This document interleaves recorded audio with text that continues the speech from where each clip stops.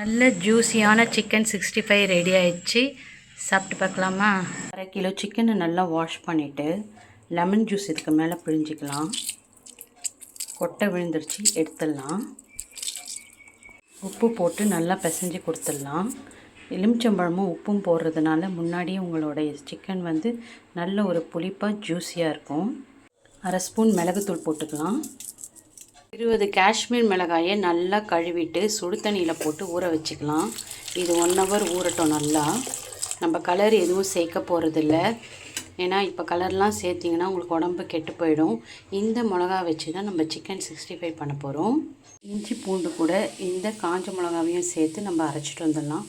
ஒரு 10-15 மிளகா மட்டும் எடுத்துக்கலாம். இஞ்சி பூண்டு அந்த காஷ்மீர் மிளகா எவ்வளோ கலராக இருக்குது பாருங்கள். நேச்சுரலாக கலரை யூஸ் பண்ணுங்கள். தேவையில்லாத கலர் பொடியெல்லாம் யூஸ் பண்ணாதீங்க, உடம்பு கெட்டு போயிடும். கார்ன்ஃப்ளவர் மாவு ஒரு 3 டேபிள் ஸ்பூன் போட்டுக்கலாம். போட்டுட்டு இது ஏன் போடுறோன்னா நல்லா கிறிஸ்பினஸ் வரும், நல்லா ஜூஸியாக இருக்கும், அதுக்காக தான் போடுறோம். இதை நல்லா கலந்துட்டு ஊற வச்சுக்கலாம்.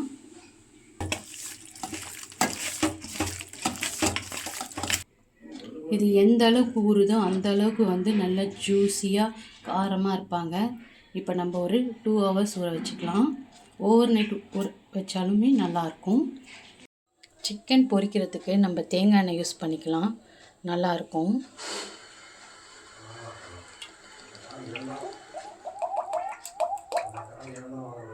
நல்லா கொதிக்கணும். எண்ணெய் நல்லா காஞ்சிச்சு. ஊற வச்ச சிக்கனை ஒன்று ஒன்றா போட்டுடலாம்.